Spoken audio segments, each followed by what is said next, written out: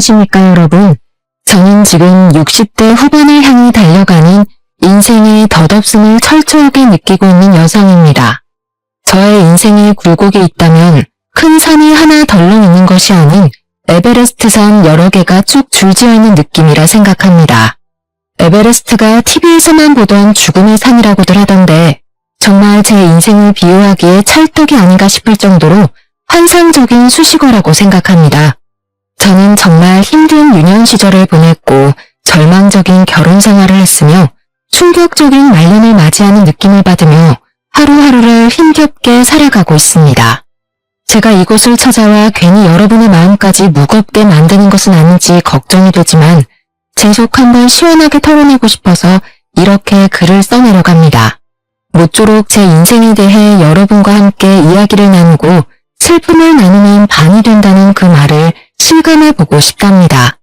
지금부터 제 인생의 모든 굴곡, 모든 사건, 모든 결말을 이야기해보도록 하겠습니다. 저는 20살이 간 넘은 어느 날 아무것도 모르는 상태로 결혼이라는 것을 하게 되었고 그 이후 아주 고통스러운 일생을 맞이하게 되었습니다. 남들은 결혼이 축복이라고 하던데 저에게는 생지옥 그 이상도 이하도 아닌 제도나 다름이 없는 족쇄 같은 것이었기 때문이었습니다. 저랑 남편은 중매를 통해서 만나게 되었는데 남편이 그 당시 보여주었던 모든 행동이나 조건들이 결혼 후 거짓말이었다는 것을 알게 되었습니다. 사업을 한다던 남편은 집에서 놀고 먹는 백수였으며 남편과 함께 살던 홀시어머니의 수발은 모두 저의 몫이 되었습니다. 저희 부모님은 사기꾼이던 중매쟁이의 말에 깜빡 속아 제가 부잣집에서 걱정 없이 살기를 바라며 저를 어린 나이에 시집을 보내신 것이었습니다. 저희 집이 가난했기 때문에 부모님께서는 늘 저를 걱정하셨고 제가 배를 굼지 않았으면 하는 마음에 먼 타지로 저를 시집 보내신 거였는데 실상은 전혀 달랐던 것입니다. 남편은 하루 종일 처자빠져 잠만 자다가 늦은 오후에 일어나서 마시러 나가 술을 먹고 돌아와서는 씻지도 않고 잠을 자기 일쑤였습니다. 그런 남편에게 잔소리라도 할라치면 어느샌가 시모가 제 옆에 떡하니 나타나 제 등짝을 때리며 잔소리를 하셨습니다.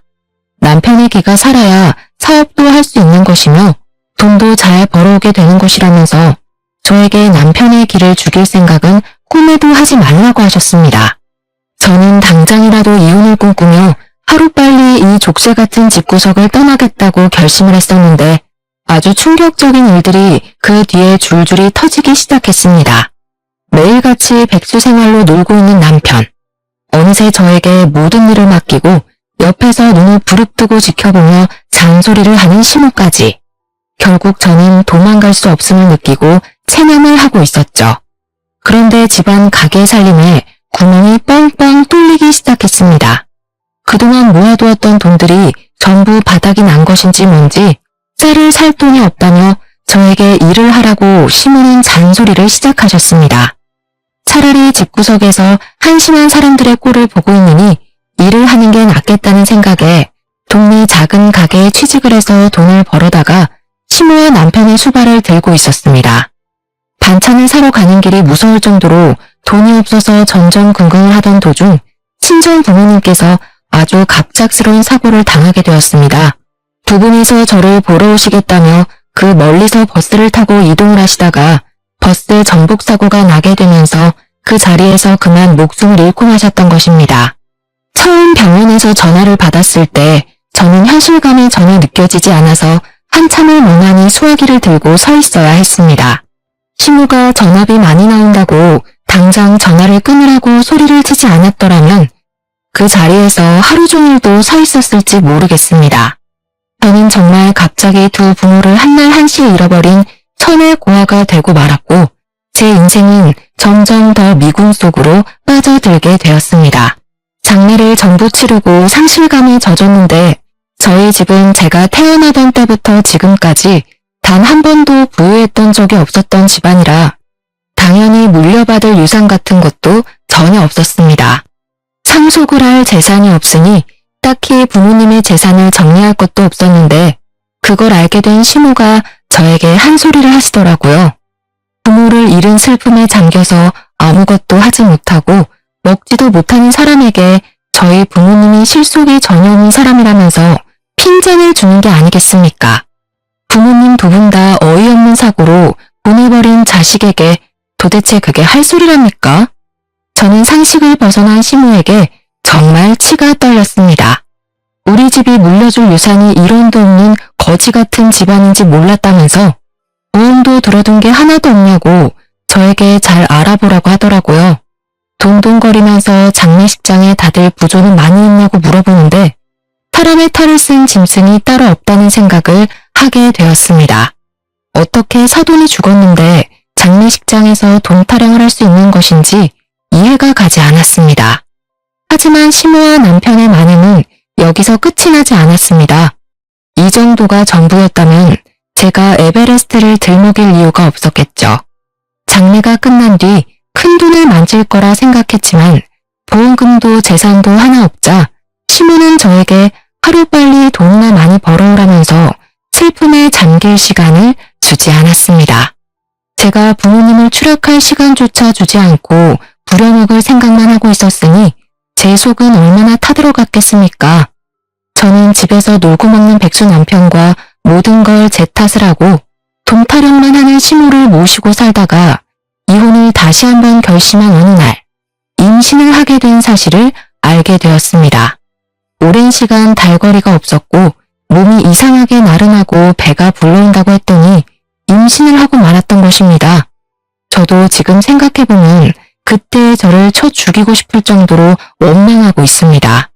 어떻게 이혼을 결심한 사람이 임신을 할 수 있다는 말입니까?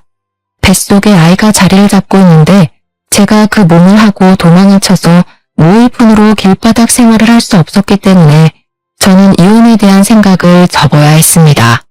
결국 그 집을 떠나지 못하고 매일매일 눈물바람으로 제 인생을 다독이면서 밤을 지새우며 지냈습니다. 정말 기구한 인생이라고 하지만 어떻게 이런 일이 저에게 벌어질 수 있는지, 물론 제 잘못이 전혀 없다고는 말할 수 없지만 그래서 더욱 한탄스러웠습니다. 제가 임신까지 했음에도 불구하고 정신을 차리지 못한 남편은 돈을 한 푼도 벌어오지 않았고 벌어와야 한다는 생각조차 하지 않았습니다. 저는 만사까지도 쉬는 날 없이 열심히 일을 하면서 돈을 벌어왔습니다. 비단 우리 가족의 생계 때문이 아니라 태어날 아이에게 좋은 것을 해주고 싶었기 때문이었습니다. 푼돈이긴 하지만 한 푼 두 푼을 몰아서 아이를 위한 물건들을 사모으며 출산 준비를 하고 있었는데 시모가 저에게 잔소리를 하더라고요. 아기 배내 쪼그리 해봐야 몇 개월이나 있는다고 3개나 준비를 했냐? 2개만 사서 매번 빨아입히면 되는 것을. 더워 죽겠는데 벗겨놔도 되겠구먼. 거기다가 기저귀랑 손수건은 뭐 이렇게 많아? 청기저귀 하나 사다가 빨았으면 평생을 쓸 수 있는데 일회용 기저귀가 뭐냐? 요즘 것들은 노동을 안 해. 쉬운 길로만 가려고 한다고 하면서 제가 산 육아용품에 돈 1원 보태준 것도 아니면서 내내 트집을 잡고 잔소리를 하는 것이 아니겠습니까? 분유는 무슨 분유를 먹인다고 젖병을 이렇게나 샀냐? 모유 수유하면 돈도 안 들고 좋은데 자기는 1년 넘게 모유를 먹였다고 하면서요. 저런 거 살 돈이 있으면 본인이 먹을 고기라도 한 덩어리 더 사오라면서 나이가 들어서 그런지 자꾸 고기가 당긴다고 하시더라고요.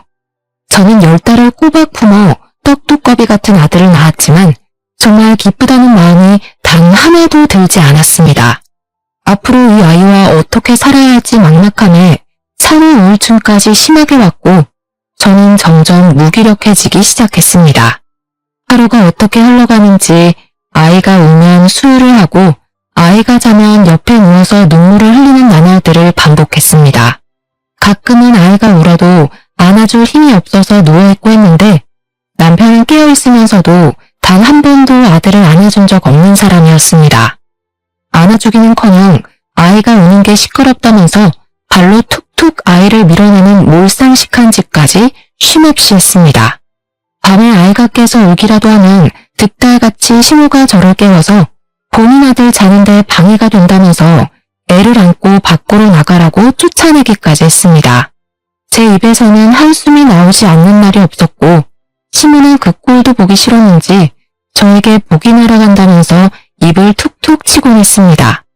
저는 아이를 키우는 게 너무 힘들고 또 우울증이 심해지면서 신체에 변화가 생기기 시작했고 젖이 제대로 돌지 않는 지경까지 이르렀습니다. 제가 모유 수유를 제대로 하지 못해 아이가 늘 배고파했고 분유를 사다 먹이기 시작했는데 시모가 그걸 보더니 저에게 혀를 차면서 잔소리를 하시더라고요. 애한테 모유 수유조차 제대로 못하는 년이 무슨 어미야? 어디서 주운 자식 데려다 키우는 줄 알겠네. 시모와 남편과 같이 살던 그 나날들은 정말 하루하루가 지옥과 다름없었습니다. 아니 차라리 지옥으로 떨어졌으면 좋겠다고 생각할 정도였습니다.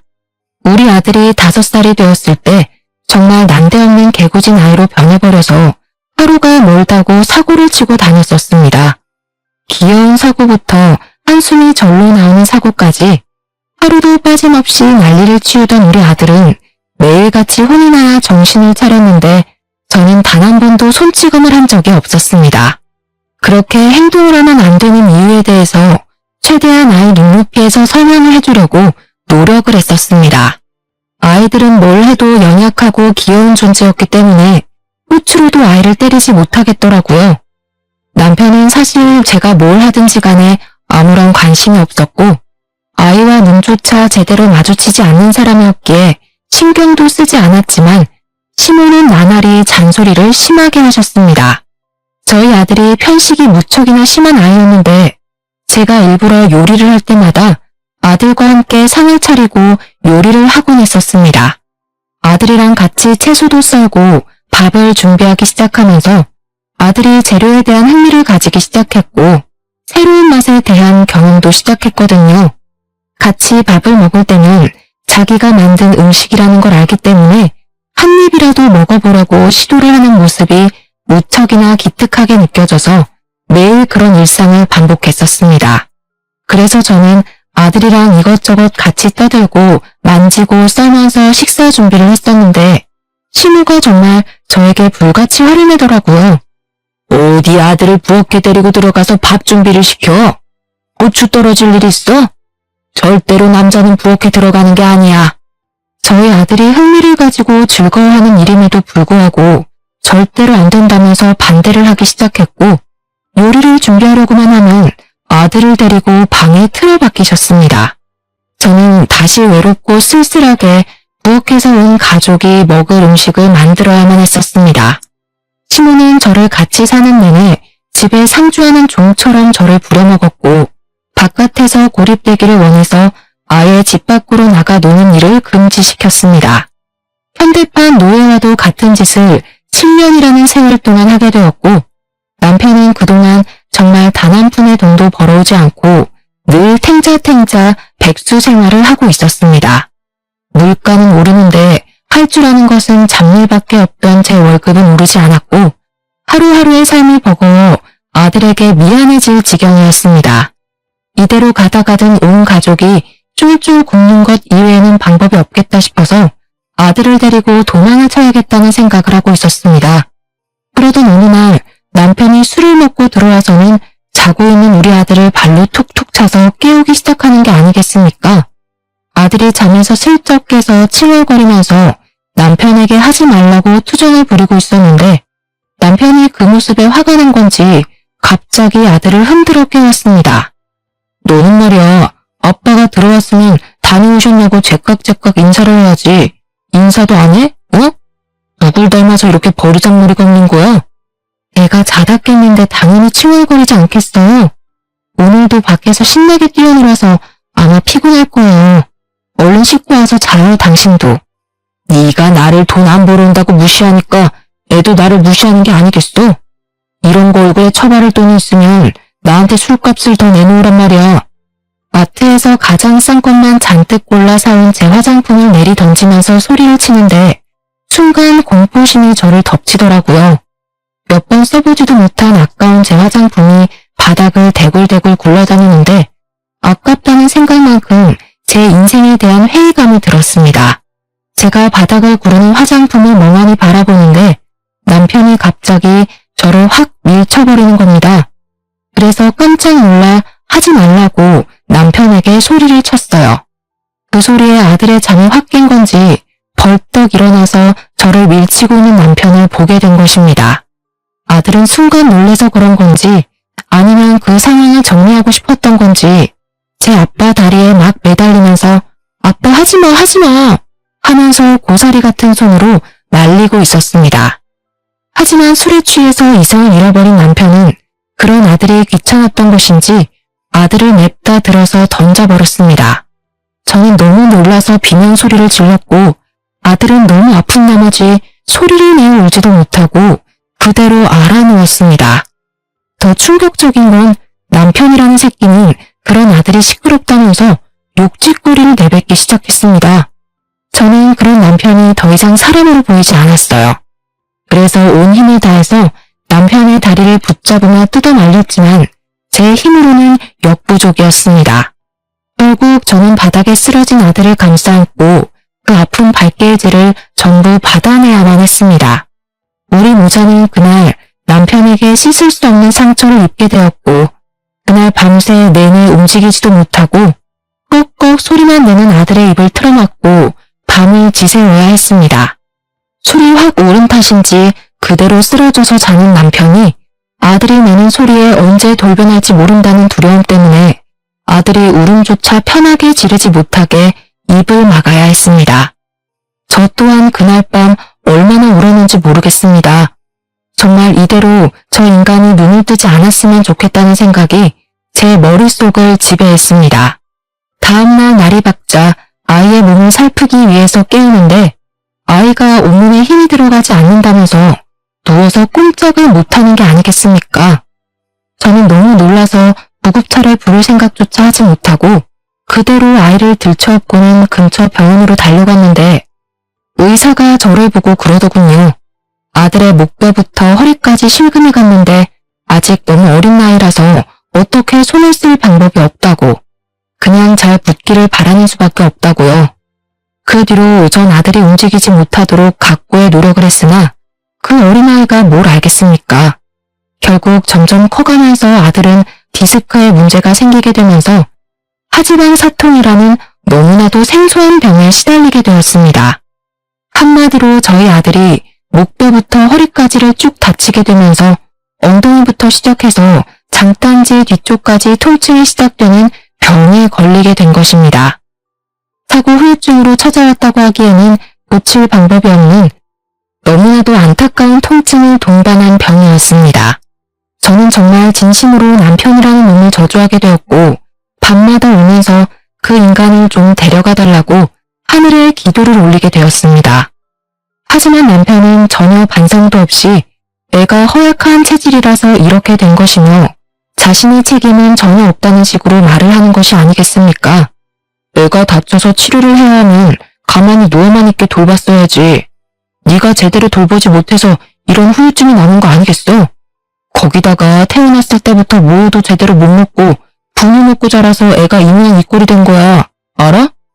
그래, 우리 아들 말 틀린 거 하나 없다. 네가 낳을 때 잘못 힘을 줘서 이렇게 된 거 아니냐? 응? 나오면서 허리가 걸린 거 아니냐고. 저한테 그냥 운이 나쁘게 사고를 당한 거다. 그 사고에는 네 책임도 있다고 박박 우기던 남편과 시모는 어느새인가 모든 걸 제 탓으로 돌리고 있었습니다. 저는 그제야 정말 이성이 날아가는 경험을 하게 되었습니다. 악에 받쳐서 눈물을 뚝뚝 흘리면서 남편에게 이혼을 하자고 소리를 질렀습니다. 그러자 시모와 남편이 저까지 죽을년 취급을 하더라고요. 어떻게 하늘 같은 제 아비에게 이혼을 운운하냐면서 가정교육을 잘못 받았다고 하더군요. 하지만 이성이 날아간 저는 그들의 작태를 그냥 두고 볼 수만은 없었습니다. 제가 시모에게 당했던 시집살이는 물론 남편이 저와 아들에게 폭력을 휘둘렀던 것, 그동안 돈을 한 푼도 벌어오지 않았던 것까지 전부 다 걸고 넘어지면서 바락바락 대들었고 집안일에서 완벽하게 손을 뗐으며 벌어온 돈 모두를 제 몫의 통장에 집어넣었습니다. 돈을 벌어도 그들에게 단 한 푼도 주지 않고 버텼고 그럴수록 화를 내는 남편을 보면서 저는 이혼을 운운했습니다. 거기다가 남편 놈이 제가 벌어왔던 돈으로 그동안 노름판에서 하루 종일을 보냈으며 계집질까지 하고 있었다는 사실을 알게 되었습니다. 저는 더 이상 참고 살면 바보가 된다는 마음이 들었고 하나뿐인 우리 아들을 위해서라도 이 집에서 빨리 탈출을 해야 한다고 생각했습니다. 필사적인 마음이 생기고 나니까 사람이 참 의지가 강해지더라고요. 버티고 반항하고 정신나간 사람처럼 울부짖으며 이혼을 말했습니다. 이혼을 하기로 한 날 분을 참지 못한 남편과 시모는 결국 저를 방에 가두어두고 다시 한번 생각해보라며 매질을 하기 시작했습니다. 저는 맞는 와중에도 이를 악물며 참으며 버텨냈고 결국에는 경찰에 그 둘을 신고하면서 이혼을 할 수 있게 되었습니다. 그들이 유치장에서 죄가 없다며 억울하다며 뻔뻔하게 부정을 하는 동안 저는 경찰의 도움으로 이혼을 할 수 있었습니다. 그들에게는 돈이 없었기에 가석방이라는 것도 없었고 어쩔 수 없이 수감 생활을 해야만 하는 지경에 이르렀습니다. 저는 그 둘이 제 눈앞에서 사라지자 아들을 데리고 작은 월세방 얻을 돈이 들어있는 통장만 들고 무작정 시댁을 떠나게 되었습니다. 그들의 폭력으로 인해 법의 심판을 받는 동안 저는 그들이 다시 세상 밖으로 나와서 저와 아들을 찾지 못하는 곳으로 가기 위해 필사적인 노력을 했습니다. 여러 지방을 돌고 돌아 겨우 도착하여 자리를 잡은 곳은 바로 해남에 위치하고 있는 땅끝 마을이었습니다. 그곳에서 저는 생전 해본 적이 없는 김밥 장사를 시작하며 아이에게 쓸 돈을 마련하기 위해 하루하루를 힘들게 버티게 되었습니다. 처음에는 노상에서 김밥을 말아서 파는 일을 하다가 한 푼 두 푼 정말 티끌 모아 태산이라는 말처럼 쌈짓돈을 모아 아주 작은 구멍가게 같은 걸 열게 되었습니다. 라면과 김밥을 팔면서 아들을 키워낸 저는 20년을 더 고생한 덕분에 우리 아들을 아주 기골이 장대한 놈으로 키울 수가 있었습니다. 그만큼 제가 하루도 쉬지 않고 일을 해서 번 돈으로 아들을 먹이고 입히고 했다는 산 증거가 아니겠습니까? 제 인생의 전부이자 제 인생의 원동력이었던 아들을 그렇게 키우고 나니 정말 가슴이 벅차오를 정도로 울컥한 마음이 들었습니다. 우리 아들은 어릴 때 다친 영향으로 인해서 오래 걷거나 서 있는 것을 힘들어하긴 했지만 그래도 일상생활이 어느 정도 가능한 수준으로 자랐습니다. 이미 한번 다쳐버린 몸뚱어리가 정상으로 돌아오기는 힘들었고 그럴 가능성도 없었지만 의지 하나로 잘 버텨왔다고 생각합니다. 우리 아들이 28살이 되던 해의 말입니다. 드디어 우리 아들이 결혼을 하고 싶다고 하면서 여자를 하나 데려온 것이 아니겠습니까? 달덩이처럼 얼굴이 아주 동그랗고 복스럽게 생겨서 행동까지도 귀여웠던 그 여자아이는 제 며느리가 되었습니다. 성격이 정말 어찌나 좋던지 살갑기도 하고 밝기도 하고 하나하나 따질 구석이 없는 그런 귀여운 아이는 우리 아들을 진심으로 사랑해주는 것 같았습니다. 제가 며느리를 처음 봤던 그날 흘려버릴 정도로 성격이 좋았으니 저는 정말 반대할 이유가 하나도 없었고 하루빨리 내 며느리가 되었으면 좋겠다고 생각했습니다. 하지만 며느리의 집안에서 우리 아들을 무척이나 반대하는 바람에 바로 당장 결혼식을 올릴 수가 없었습니다. 제가 작은 구멍가게를 운영하며 아들을 키워냈으니 집안이 번듯한 것도 아니었고 우리 아들에게 아주 조금의 장애까지 있으니 반대할 만했다고 생각은 합니다. 거기다가 며느리 또한 이혼한 가정에서 자라 타도나름이 투병을 하고 있던 중이었기에 재력이 있는 집안으로 시집을 보내고 싶다는 마음이 물뚝 같았을 겁니다. 아등바등 사는 게 얼마나 힘든 일인지를 누구보다 잘 아는 저였기 때문에 며느리가 저희 집 며느리가 되었을 때 저는 정말 예뻐해 주었습니다. 저의 작은 김밥집에서 굳은 일을 마다하지 않고 저를 돕는 며느리를 어찌 예뻐하지 않을 수가 있겠습니까? 그 당시 저희 아들은 주유소에서 일을 하고 있었는데 사실 아들이 벌어오는 돈은 아주 조금밖에 되지 않았습니다. 다리에 장애가 있었기에 일이 빠르지 않았고 오래 서서 일을 할 수 없었으니 당연히 버는 돈이 적을 수밖에 없었습니다. 제대로 공부를 하지 않아서 좋은 회사에 취직을 하지 못한 아들은 늘 취업에 대한 자격지심이 있었던 놈이었습니다. 거기다가 반대가 심했던 안싸돈이 우리 아들에게 직장조차 제대로 가지지 못한 놈이 무슨 결혼이냐고 계속해서 무시를 해댔기 때문에 자격지심은 더욱 깊어지기만 했습니다. 하지만 저는 그런 일이 있음에도 불구하고 우리 아들 부부가 현명하게 대처를 하고 잘 이겨나갈 수 있을 것이라 생각해서 둘 사이를 지지해 주었습니다. 그러던 도중 정말 불운하게도 주유소에서 사건이 일어나게 되었습니다. 야간에 일을 하던 아들이 잠시 졸음에 빠져서 꾸벅꾸벅 하던 도중에 주유소 전문 털이범이 현금통을 통째로 털어간 사건이 벌어지게 된 것입니다. 아들이 한번 잠에 빠지면 누가 업어가도 모를 정도로 깊게 자는 놈이라 현금통을 털어간 범인으로 우리 아들이 지목되게 된 것입니다. CCTV가 있는 것도 아니었던 터라 아들이 훔쳐가 놓고 발뺌하는 거 아니냐면서 사장은 물론이고 경찰까지 우리 아들을 의심해 조사를 받게 되었습니다. 현금이 꽤 들어있었던 탓에 그 돈을 전부 물어내라고 난리를 치는 사장 때문에 우리 아들은 물론이고 저까지도 골머리를 썩었습니다.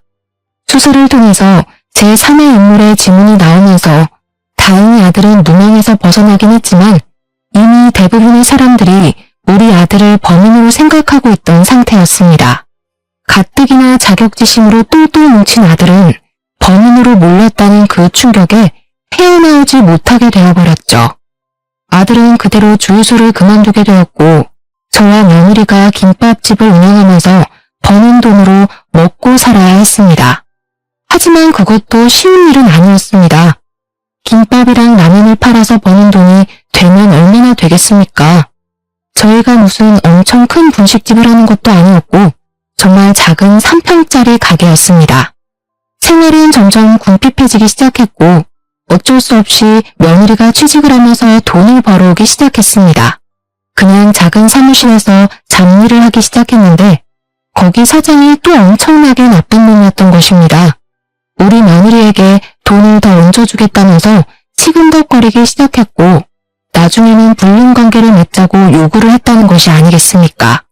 당연히 저희 며느리는 절대로 그런 일은 없을 거라며 사장을 거부하기 시작했습니다.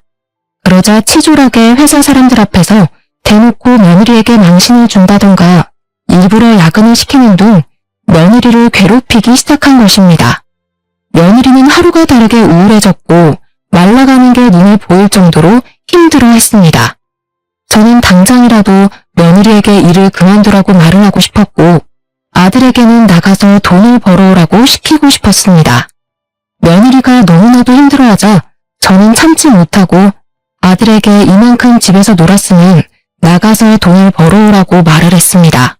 나 같은 병신이 도대체 어디서 돈을 벌어오라는 거야? 어디 취직할 자리 있으면 엄마가 좀 알아보던가. 이제는 다른 사람도 모자라서 엄마까지 나한테 손가락질을 하는 거야? 나를 무시하는 거냐고. 그 이후로 아들은 알코올 중독자처럼 술독에 빠져서 살기 시작했습니다. 저는 아들의 집에 갈 때마다 술병이 나뒹구는 걸 보고 얼마나 가슴을 치며 화를 냈는지 모르겠습니다. 너는 네 아빠 생각이 안 나니? 어떻게 이런 모습으로 매일매일을 보낼 수 있니? 네가 사람이라면 지난 과거를 떠올려봐라. 네가 누구 때문에, 뭐 때문에 그런 아픔을 가지게 됐는지는 생각도 하지 않고 매일 술을 마셔? 이런 식으로 행동할 거면 너도 며느리랑 이혼해라. 저 가여운 아이가 무슨 죄가 있어서 이런 꼴로 살아야 하니? 새 삶을 찾을 수 있게 기회를 주란 말이야. 저는 아들을 엄청나게 몰아세웠고 그럴 때마다 아들은 부들부들 떨면서 본인의 자격지심을 마음껏 드러냈습니다. 며느리는 당장의 생계를 책임져야 했기 때문에 일을 그만두지 못했고 똑같은 악순환이 반복되는 일상을 살아야만 했습니다. 저를 찾아와서 넋두리를 한다던가 저에게 자주 하던 연락도 서서히 끊기게 되면서 저는 점점 더 며느리의 걱정에 피가 마르는 심정으로 하루를 살았습니다. 결국에 저는 며느리가 걱정되어 참지 못하고 아들 집으로 방문을 했는데 며느리가 현관문을 여는데 선글라스를 끼고 있는 게 아니겠습니까? 어떻게 사는지 잘 살고 있는지 궁금해서 찾아갔더니 집안에서 선글라스를 끼고 있는 며느리의 모습에 무척이나 황당스러웠습니다.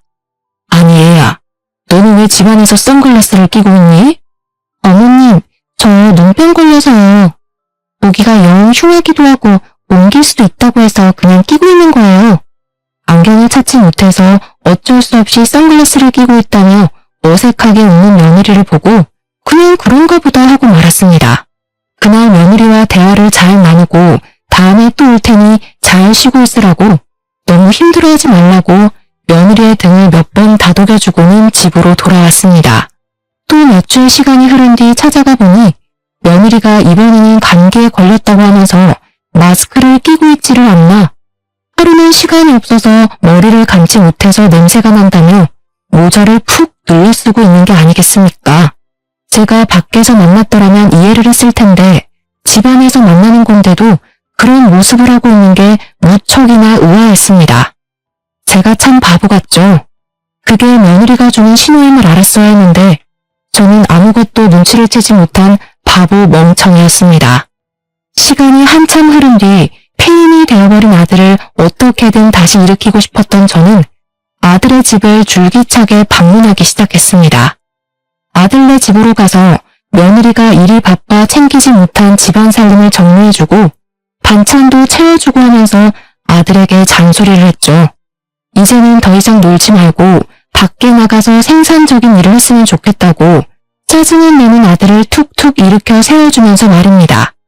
며느리가 아들에게 잔소리를 하지 못할 게 뻔하니 제가 대신 나서서 아들을 다시 바깥으로 내보내야 한다고 생각을 했습니다.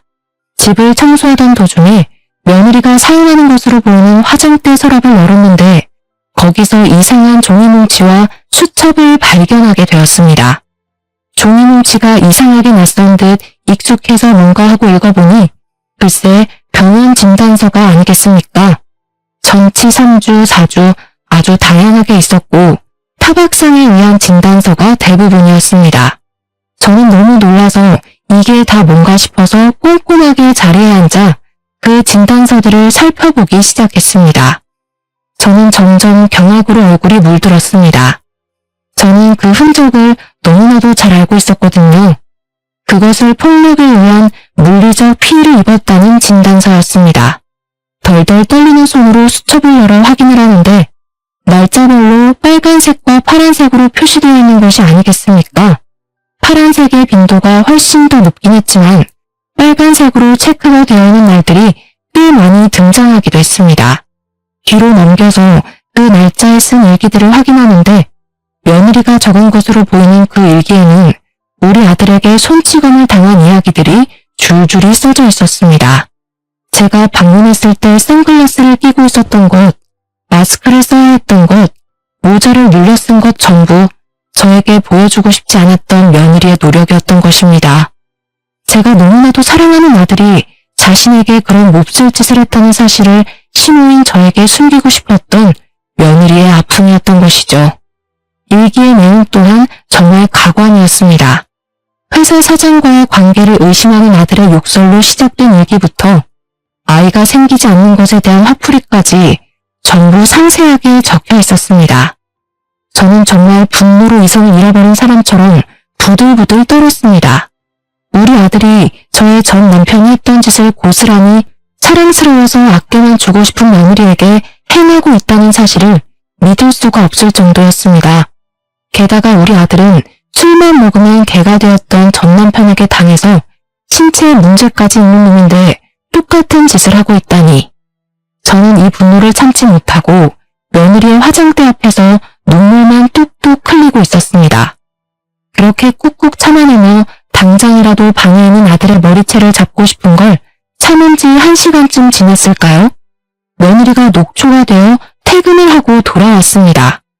저를 보자마자 놀라면서 식사는 하셨냐고 묻는 며느리를 보는데 저 착한 아이가 당했을 고통에 메마른 줄 알았던 눈에서 눈물이 다시 한번 쏟아지더라고요. 저는 며느리를 잡고 엉엉 울었고 제 눈물을 보자 같이 눈물이 터진 건지 며느리도 저를 붙잡고 엉엉 울기 시작했습니다. 저는 며느리에게 서랍 안에서 본 모든 걸 다 봤다고 이혼을 하라고 생각을 거치지 않고 이야기를 했습니다. 며느리는 저에게 어떻게 해야 할지 도무지 감을 잡지 못하겠다고 하더라고요. 그이가 술을 먹고 화풀이를 할 때만큼은 이혼 생각이 간절하다가도 평소에 건드리지 않으면 쌓일 일이 없어서 괜찮다는 생각도 들어요. 제가 너무나도 사랑하는 사람이기 때문에 한 번만 용서해주자는 마음으로 살다가 여기까지 오게 된 거예요. 거기다가 저희 어머니께서 엄청나게 반대를 하셨었잖아요. 엄마 보기 부끄러워서 제가 어떻게 이혼을 하겠어요. 저는 며느리에게 생전해본 적 없던 호통을 크게 쳤습니다. 너의 인생이 지금 나락으로 가게 생겼는데 그 와중에 부끄럽긴 뭐가 부끄럽다는 게야. 내가 화장대 서랍 안에서 모아둔 증거 다 봤다. 이거 가지고 경찰에 신고를 해. 그리고 내가 가게를 팔아서라도 네 변호사 선임해 줄 테니까 이혼 소송을 걸어. 우리 아들이지만 정녕 저꼴로 사는 거 나 더 이상은 못 본다. 내가 시키는 대로 이혼해. 그런데 그 순간 제가 호통치는 소리 때문에 깬 건지 뭔지 방에서 자고 있던 아들이 뛰쳐나오는 게 아니겠습니까? 표정이 완전히 썩어가지고는 저와 며느리를 번갈아 가면서 보며 콧김을 씩씩 뿜어대더라고요. 이혼? 누구 마음대로 이혼이야? 그러더니 제 손에 들려있던 진단서 뭉치를 빼앗듯이 들고 가더니 하나하나 확인을 해보는 것이 아니겠습니까? 전부 다 확인을 한 아들은 그 진단서 뭉치를 허공에다가 뿌렸습니다. 와, 진짜 소름 돋네. 이런 증거들을 하나하나 모으면서 내 뒤통수를 칠 생각을 하고 있었단 말이야. 거기다가 엄마가 이혼을 도와주겠다고? 아들은 갑자기 누나를 뒤집으면서 며느리를 향해 돌진을 하려고 드는 게 아니겠습니까? 저는 재빨리 며느리 앞을 막았습니다. 저는 태어나서 처음으로 아들의 뺨을 세차게 2대를 연달아 때렸습니다. 지금 누가 누구한테 화를 내고 있는 거야? 정신 안 차릴 거야? 내가 이 꼴 더 이상은 못 보겠다. 내가 네 아빠한테 그렇게 당하고 살 때 네 아빠가 나 때리는 거 맞겠다고 그 앞에서 울고불고 매달리다가 다쳐서 장애를 얻어놓고 그 과거는 다 까먹은 채로 똑같은 일을 저지르면서 살아? 네가 사람 새끼야? 악마 새끼지. 저는 소리를 치면서도 문이 풀리지 않아서 황당해하고 있는 아들의 뺨은 물론이고 등짝이며 팔뚝이며 손을 닿는 대로 때렸습니다. 엄마는 어떻게 자식 생각 하나도 안 하고 이혼을 시킬 생각만 하냐고. 내가 며느리 보기 부끄러워서 더 말을 못하겠다. 얘, 넌 뭐하고 있니? 당장 짐 싸서 친정으로 가. 그러자 아들은 며느리를 말리려고 악소리를 내며 달려들었고 저는 그런 아들의 발을 걸어 넘어뜨렸습니다. 아들이 다리를 잘 쓰지 못하기 때문에 약점이라고 생각하고 정강이를 걷어차니 아프다고 대굴대굴 구르더라고요. 너 같은 놈은 며느리게 막을 자격 없다. 아가, 너는 진단서 들고 경찰서부터 가. 엄마, 너 같은 놈은 콩밥을 먹어야 해. 그 이후부터는 며느리를 도와 모든 법적 절차를 밟게 했습니다. 경찰에 아들의 모든 짓을 낱낱이 밝히고 아들을 고소하고 이혼 소송을 진행하게 되었습니다. 저는 안사돈을 찾아가 무릎을 꿇고 빌었고 소액이라도 위자료를 꼭 지급하겠다고 약속을 드렸습니다. 아들은 법원에서 무수히 많은 사건에 대한 혐의가 인정이 되었고 진단서가 그 증거의 뒷받침이 되어주었습니다. 아들은 징역 8개월형을 받게 되었고 수감 생활을 시작하게 되었습니다. 며느리는 이혼을 했고 저는 며느리에게 2번 다시는 이쪽으로 발길조차 돌리지 말라고 신신당부를 했습니다. 며느리는 울면서 저에게 끝까지 죄송하다고 인사를 했지만 전혀 죄송할 필요가 없다고 오히려 며느리를 안심시키려 애를 썼습니다. 그 이후 아들은 만기 출소를 했지만 그 어떤 곳에서도 빨간 줄이 그려진 아들에게 일을 시켜주는 곳이 없었습니다. 좌절에 좌절을 맛본 아들은 매일같이 술을 퍼먹고 지내다가 결국 집으로 돌아오는 길에 무단횡단을 하다 사고를 당해 세상을 떠나고 말았습니다. 저는 당연히 우리 아들이 제대로 된 인생을 살지 못하고 그렇게 허무하게 죽어버린 것이 불쌍하고 마음이 아픕니다.